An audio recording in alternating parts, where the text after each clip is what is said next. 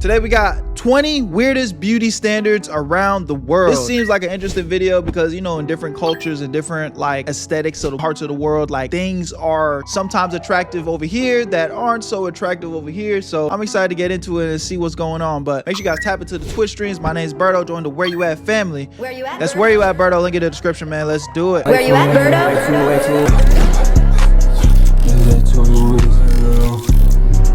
I made this shit look sweet. Nobody is free from out-of-control beauty standards, but what's interesting is that they're different all around the world. In some places, there's expectations to be as skinny as possible, oh my and in God. others, get curvy. These are the 20 weirdest beauty standards around the world. What the fuck?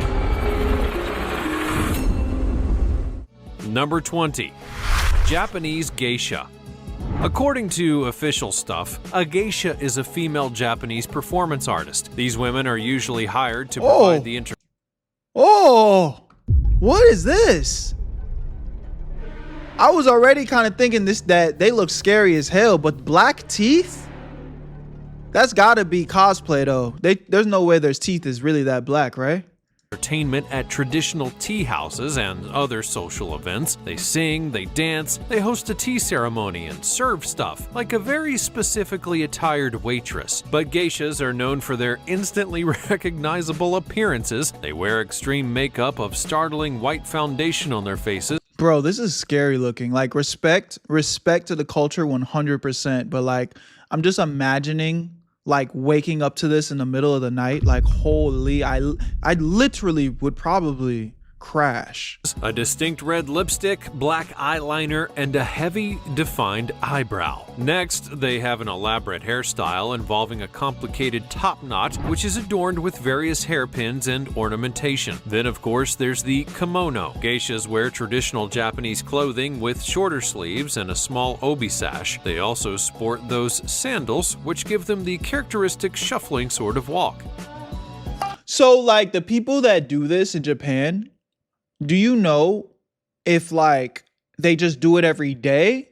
Like if this is like everyday attire or only when they're like doing certain celebrations and whatnot? I wonder.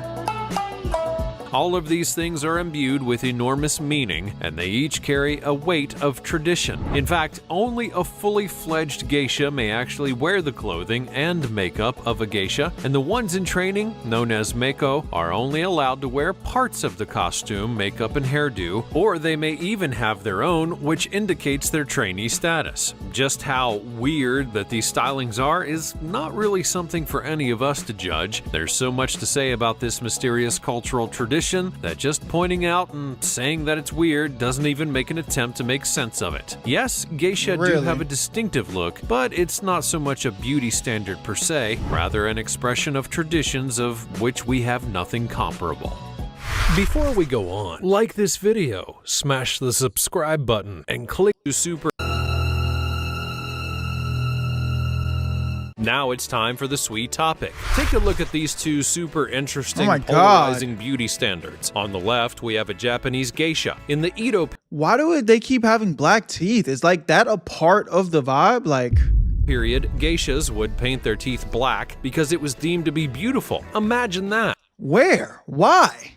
Deemed to be beautiful? Why? This is scary. This is dead ass scary as hell. And on the right, an Indian Apatani with colossal nose plugs. What do you think of these cultural differences? Do you see them as No.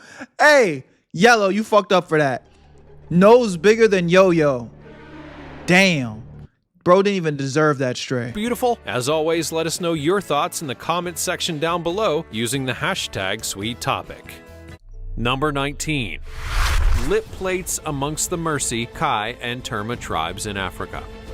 When a girl in the Mercy, Kai, or Terma tribes in Africa turns 15 or 16 years old, the tradition is that she'll begin the process of wearing a lip plate. This begins when her mother, or sometimes another woman, will cut her lower lip and insert a wooden plug. This plug will remain in place until the wound is healed, and this can take up to 3 months. Then after that, the disc may be chosen and added to the hole. Oh my God, this is making my fucking lips hurt, bruh. Do they not talk? How do you talk with that in? Size of the disc is really a personal decision. And I mean no disrespect to no cultures, bro, but just genuinely, I don't know, it's making me feel a little uneasy. And the young woman will choose for herself just how far she wishes to stretch her lip. The discs begin off smaller and then are gradually increased by size until the desired disc is reached. Some of the girls may continue to add larger discs up to around 12 centimeters in diameter, but this is not necessarily what is required by any means. It's personal, and many will stop at a much smaller disc size. These lip plates actually carry a number of significant meanings for these women. It's a symbol of beauty, it's a commitment to the woman's husband, and she will traditionally wear it Oh, that's nasty. when she serves him food. It is a powerful indicator of their identity and the membership of their tribe. I mean, respect. And again, I don't want to disrespect nobody, but oh man. Number 18. The elongated necks amongst the Kaya women in Myanmar. This extremely controversial place has all the internet-y people getting in their How do they even get this on? panties in all kinds of bunches, perhaps for good reason. In northwest Thailand, there's a village which is famous as a tourist hotspot where people can visit the long neck women who are known for their tradition of wearing coils of brass rings which elongate their necks. Sounds uncomfortable, and yes it is in more ways than one. These I don't women even are know what you mean by that, refugees from Icho. Myanmar, and they've escaped poverty and conflict and sought asylum in Thailand. The Kaya people of Myanmar are a marginalized How do you sleep with that? ethnic group who face persecution in their own country and perhaps exploitation as a cultural curiosity in their adopted land. Tourists do pay to enter the village, to take selfies with the women, and there are market stalls that sell souvenirs. This is one of the only ways that these women are able to make enough money to survive, so despite the outside view that this place is nothing more than a human zoo and that tourists should stop visiting, this is these What's people's good, Belts? only source of income. So it's a total catch-22 situation. But what do you think about this? Is it a zoo or is it a way for these marginalized people to survive? Alright, Yellow, bro, you might need to be stopped, gang. Nigga said, what the throat do?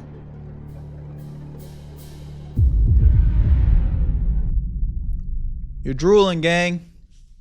Wipe it off. Let us know your thoughts in the comments down below. Number 17. Chalk-covered bodies amongst the Cairo people in Ethiopia. The Cairo people of Ethiopia are amongst the very last tribes who continue to maintain a body painting tradition which goes back more than 500 years. These painted designs are significant for two main reasons. They're considered a sign of beauty and they're used for battle. This tribe excels at body and face painting. They use ochre, white chalk, and yellow mineral rock, amongst other things, to decorate their skin. The paint is mixed from these items as well as ash, animal fat, and water. The decorative patterns and images that they use vary every day and range from simple lines, dots, and stars to animals and handprints. The decoration is used by both the male and female members of the tribe, and the men tend to use the brightest colors. What are we watching? We're watching different beauty standards around the world. As this indicates that they are attractive and Or the weirdest beauty standards around the world. more courageous in battle. In fact, men also wear their hair in very elaborate styles, the adornments of which also have significance. For example, they may wear a cap and the color of the cap will indicate something to each other, with each color having a different legendary or mystical significance. For example, a man with a gray and red clay bun with an ostrich feather is wearing a sign that he will be brave in battle and killed an enemy or dangerous animal. Now, beauty standards are not just about women, and there can indeed be hidden meanings below the surface. Hey, it's kind of like how Berto rocks his hair low-key. Hey, man. Y'all niggas gonna let me live my life today or what? Or is it everybody get on Berto's ass today? Do we need to write it down in the books? I'll become more prepared next time around. I didn't know everybody was gonna be on my fucking Johnson today. Number 16.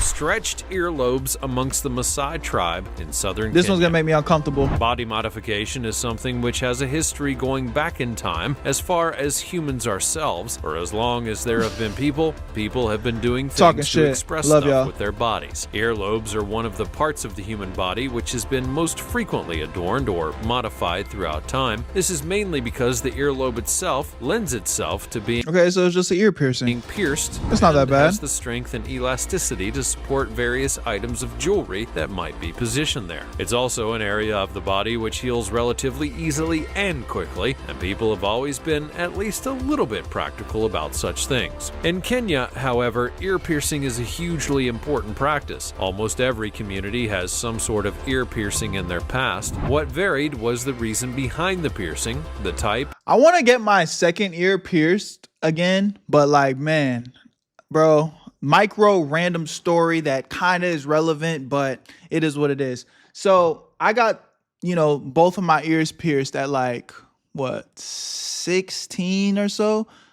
Yeah, around like 16. And I remember my mom always would tell me like, don't pierce your ears, don't pierce your ears, don't pierce your ears. And then I was like, one day I went behind her back and I pierced that shit. And I was happy as fuck, man. All the girls were calling me cute. They was, making me feel good. And I was like, yeah. You know what I'm saying? Yeah, I'm an ear pierced nigga now. You know what I'm saying? Type shit. But bro, my right ear, gang, I'm about to show y'all. This was probably my biggest insecurity ever, bro. This shit was bad. So it didn't happen right away, but I started to develop a keloid, bro. I started to develop a keloid and it was so fucking bad, bro. It was so bad. I'm trying to see if I can find this. I have some pictures, bro. This is probably like my biggest insecurity, gang. And then I had to get it surgically removed. And then it grew back bigger. And I was like, bro, I'm chopped. I'm about to be chopped for the rest of my fucking life, bro. Let me see if I can find it. Fuck.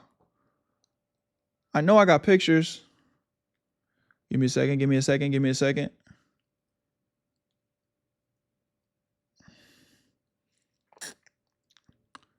I know I got pictures.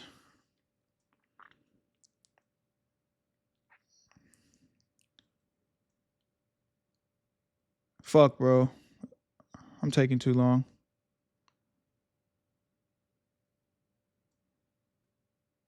Okay, So like, boom. This was it when it was small, gang. Right behind my ears. Right behind my ear. And then watch how big it got, bro. Watch how big it got.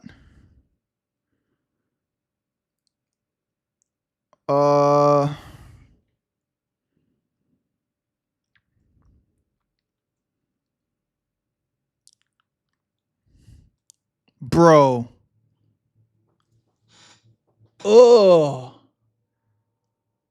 Look how big it got, gang. And then I was so insecure about that shit. I started like developing, like, I used to like talk with my head like this.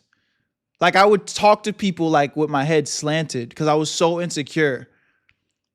Like I didn't want people to see.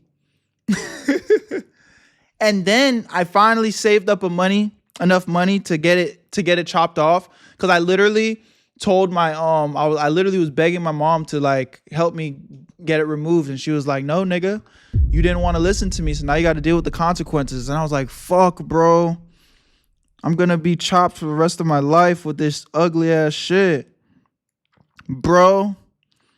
Look how big this shit got. You ready? That shit's massive, gang.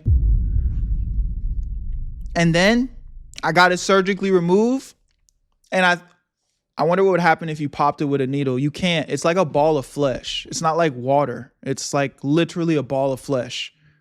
And that shit would hurt so bad. And then I finally saved up enough money to get it surgically removed. It was like 2 bands, gang. You know how much fucking lunch money a nigga had to save up? And then finally, I got rid of it. And that shit grew back, bruh. Bigger. And I was like, bro, it's GG's. Then I had to save up again, got it removed again. And thankfully, it never came back. But like now, my other ear just isn't pierced. And it's like, I want to pierce it, but I can't risk that. I can't risk getting that again, though. I cannot risk it getting it again. But I want to pierce my ear so bad because I feel like I genuinely would look better with like both ears pierced, you know? But it is. it is what it is. It is what it is. It hasn't come back yet. It's been years now, so it's not going to come back. It's been years now.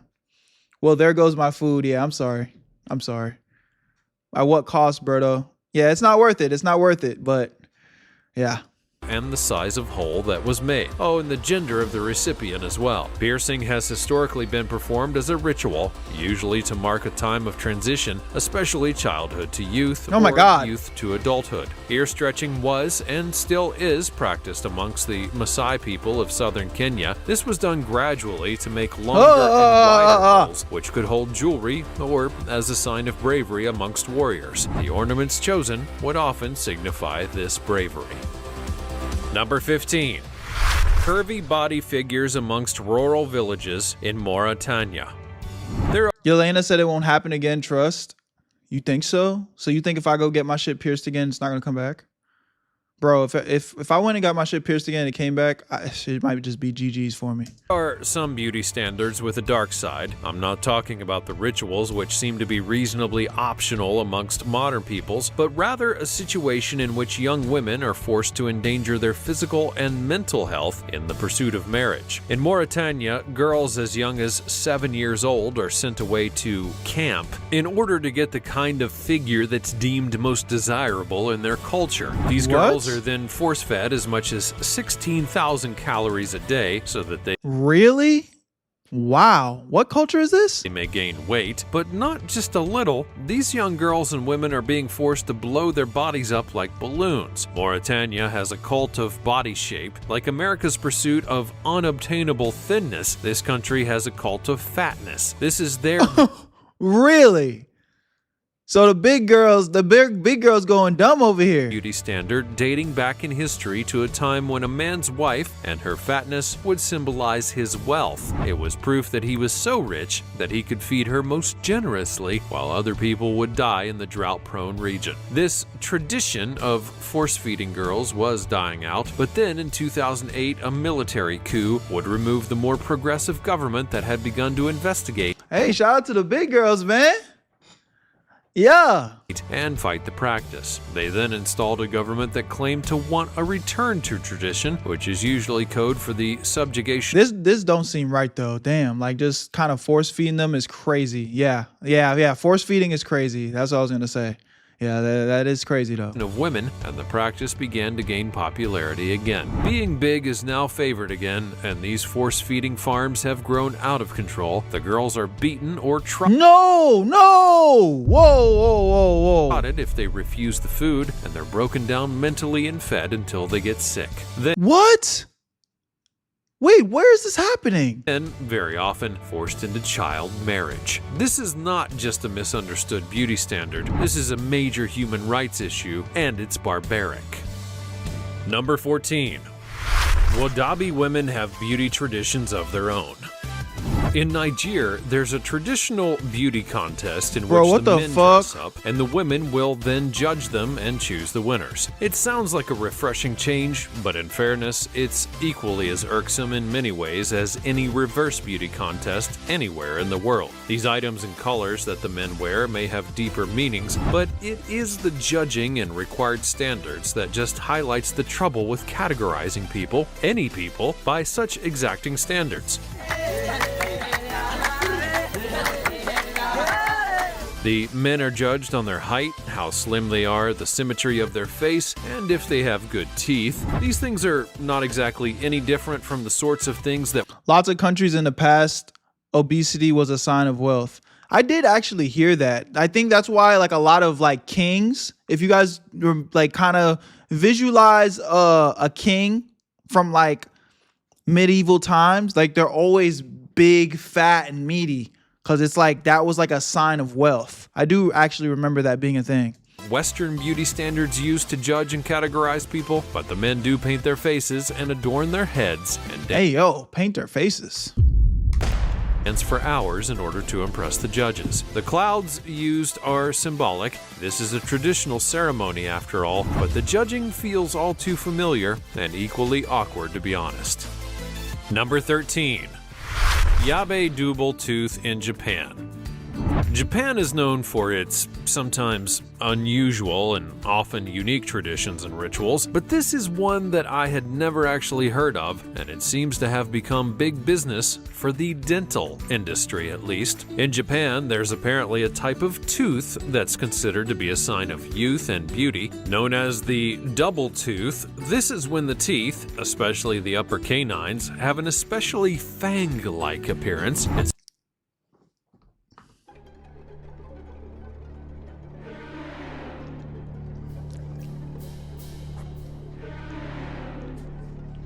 You heard him. I'm beautiful. I'm beautiful. You know what I'm saying? Big fangs in the chat, man. It's often manifested as an overlapping or protruding tooth, which may sit higher up in the gum than any others. Big fangs in the chat, man. This particular idiosyncrasy of Japan aesthetic gained extra attention back in 2013 when a trend began to have this look augmented. Real vamp shit, you know what I'm saying? Come on, man. Yeah. Stop playing with me. That's right. Whereas in America, people do everything in their power and wallets to avoid a dreaded one. There are people paying to while you have it naturally. You know, I don't know, man. I always was insecure about my teeth, though. It's kind of crazy. I was always insecure about my teeth. Like, I've said it multiple times on videos. Like, once I really am getting that money on, like, one thing I would want to get done is my teeth, bro. Your teeth are so white. I take care of them. I brush them a lot. I floss every day. You know, brush 3 times a day. Floss every day. But I just, you know, I wish I had like a super straight, perfect smile. You know what I'm saying? My fangs are like crooked and shit. And I got some gaps. I don't know though. Monkey tooth. In Japan, they were actually paying to have this crooked tooth put in on purpose. Yes, in Berto smile gonna look like Steve Harvey. In Japan, imperfections are seen as beautiful, so much so that the young women wanted a cap put in their teeth to give them a less straight line. This is kind of extreme, but it makes you think now, doesn't it? Sometimes being different and not looking like a uniform Barbie doll is seen as beautiful. Perhaps celebrating our so-called imperfections could be the future of beauty standards, but that's probably wishful thinking. Number 12. The Red Beauty Miracle of the Himba People. The women of the Himba tribe in Namibia are bright red. This is not the result of too much sun. It's actually part of the tribe's traditions. The women crush the red ochre stone, combine it with butter, and then rub it all over their bodies. I don't know why it's like giving me like This mixture is part of the hygiene rituals of Himba women, as they are forbidden from using water to wash. Their hair looks like worms. Like a tradition that developed due to the scarcity of water, it was preserved for men only to wash with, as well as the red ochre. Women have discovered a way the niggas didn't want they girls to be clean? To bathe in smoke, an unusual practice, and it also comes from a time when water was extremely scarce and they needed to remain hygienic without the precious resource. A daily smoke bath is now part of the Himba women's routine. Smoke bath and fire play another role in this tribe's sacred practices. A holy fire is the way that the Himba communicate with their god. In every village, a holy fire burns at all times, and this fire is also the gateway to Berto, what made you react to this, man? I was just genuinely interested. It said different weird beauty standards around the world, bro. That's an interesting ass title. The village. Outsiders may not cross the holy line unless they have been invited into the We've had some up moments in the video. Stop acting like it's just boring or something. We've had some good conversations. village. Holy smoke. Number 11. The Cairo tribe. Body painting and scarification. Well, now we've already seen this tribe of people in Ethiopia, and we all admired their body painting skills, but here we are again for some reason. But don't ask me, because I just work here. Anyways, as well as painting their bodies with beautiful and elaborate... I want to see a new one, man. I don't want to see the same shit. Number 10. Tattooed lips and faces amongst the Maori tribe in New Zealand. Tattooing is a hugely important part of the Maori culture, and the tattooing of the face and head is Shit. Jaw tattoo only. That's kind of crazy. considered especially sacred amongst their people. Moko, or facial tattoos, on women tend to be just on the chin area, whereas on men, their moko usually covers the entire face. Much There's love, a babe. huge amount of symbolism bound up in these tattoos. They represent a whole heritage and history, as well as their sacred meanings. To the Maori people, the moko is also now a symbol of post-colonialism, a culture and tradition that was almost completely eradicated under the colonization and practices of missionaries Motherfucker look like Aang. has been brought back to life for the Maori. Since the late 20th century, there's been a massive resurgence in taking the moko amongst the What am I Maori doing? people. Both men and women have decided to reclaim their heritage through this symbol. Number 9. No surgery in Iran. In Iran, women must wear the hijab. This is a headscarf that covers their head and hair. So, somewhat bizarrely, this has been connected with a huge increase in rhinoplasty, that is, the nose job. According to some media interpretations of the trend, the wearing of the hijab has led many women to seek and make a fashion statement in other ways, and apparently this means that they are rather Wow, this is crazy. So because they can't show off their body in any way, shape, or other way, shape, or form, it's like, yo, let's go get the nose did though. Let's get that nose sexy as fuck. Wow, that's crazy. I guess in any way, shape, or form, women, like, given the opportunity, women gonna try to elevate some shit, bro. That's kind of crazy. They like, okay, so we can't show our curves, we can't show, our silhouette. So we can't show our face though. So this nose gotta be popping. Wow. dramatically adjusting Interesting. their noses with plastic surgery. While there is evidence of an increase in the use of plastic surgery, Bruh, anything like surgical just makes me feel like weird, on faces in particular, it's tricky to establish exactly what causes it. Iran may now be called the nose job capital of the world, but Iranian women are subject to as many pressures and beauty standards as any woman anywhere else. The alteration of noses on a large scale may simply be indicative of that beauty standard from the more wide world, affecting the way that women see themselves here like everywhere else. Number 8. Tooth filing ceremony in Bali, Indonesia. Tooth filing? Between the ages of 6 years old and 18 years old, girls in Bali may undergo a ritual in which they have their teeth filed. Now, it may sound strange, but it has been a part of this culture for generations, and the whole thing is actually a really lengthy ritual way beyond the bit where they file the kid's front teeth. It's a whole ceremony in which Like how much? the child wears fancy robes, they're laid down on a special mat, there are women surrounding her, and music is played. The priest places a wedge in the child's mouth and then begins to file her front teeth. Ah! That looks They painful. apparently modify the two upper canines, mostly for reasons of beautification. After this Oh, so they're trying to be like me again. part of the ceremony, the child will then be isolated at home for 3 days, and then they must eat special foods with 6 different tastes: sweet, salty, spicy, bitter, sour, and burnt. And then Bro, who comes up with these rituals, gang? Like, what is I don't mean no disrespect. Like, shout out to your cultures and shit, but it's like, what's the correlation? Like, what? It's so oddly specific. apparently they're good to go for life. Number 7. Fair-skinned Korean. What up, In upbeat? South Korea, there's a beauty standard which is rooted in racism. The desire to have the whitest skin possible is a strong beauty standard in Now this one we kind of know. This one we kind of know about, bro. This one's kind of crazy. Like, shorties be so like wanting to get they skin real like white. They'll be walking outside with umbrellas, bro. It's crazy. South Korean culture, but it's also problematic as it's based on colorist. This is racism that regards paler complexions as preferable, and this is usually within ethnic groups in which some members are treated better on the account of their lighter skin. In Korea, there's a fashion trend toward having the palest complexion. Yeah, that shit's toxic as fuck. And this is not only propped up by the cosmetics industry there, it's also actively promoted by it, selling huge quantities of products that purport to give skin a lightening effect, as well and truly warp the sense of self-esteem amongst Korean women. And this is an unethical and impossible beauty standard that's being promoted to unscrupulous cosmetic companies in order to make pursuit of bigger profit margin. Number 6. Bodhi tribe's fattest man considered. You got some girls wanting lighter skin and some girls wanting darker skin. Life be opposite with people, man. Yeah, not for real.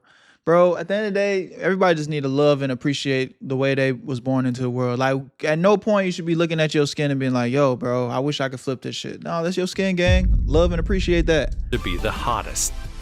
Apparently, in the Bodhi tribe in Ethiopia, the men. All right, I'm getting kind of bored of this video now, though. Let's skip to 2. We're going to get the last 2. Small ethnic group that's mainly living in a closed community in the Indian region of Ladakh. There are not many of this community left, and they're super fussy that nobody mixes with them. Marrying outside of the tribe is totally forbidden, so that's kind of creepy and weird, but anyways, they're known for enjoying wearing these fancy floral arrangements on their heads, so that is the aspect of their culture that we shall look at today. These headdresses are apparently worn by the women even when they're working. Now, that's some dedication to the fashion, since it seems as though it's likely to be a tricky thing to keep balanced on top of your head like that.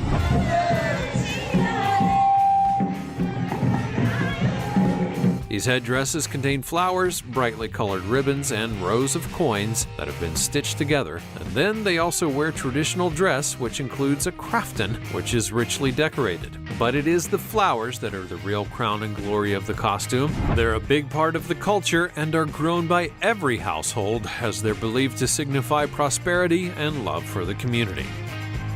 Number 1. Here we go. The changing face of beauty in Northeast India. Sometimes things can change. That is the truth of many beauty standards in the end. Fashions change, ideas come and go, and cultures will get lost in the mess of modernization. That's what's happened to the Apatani tribe of the Zero Valley in Northeast India. This once closed-off community What the fuck had are a we very about to hear? distinct style of beauty. The women had facial tattoos, earplugs, and nose plugs made out of wooden discs, and they wore the traditional dress of the tribe that was handmade in the village. Oh, hold up. She looked like she was cooking up real quick. Somebody give her a beat. Hold up.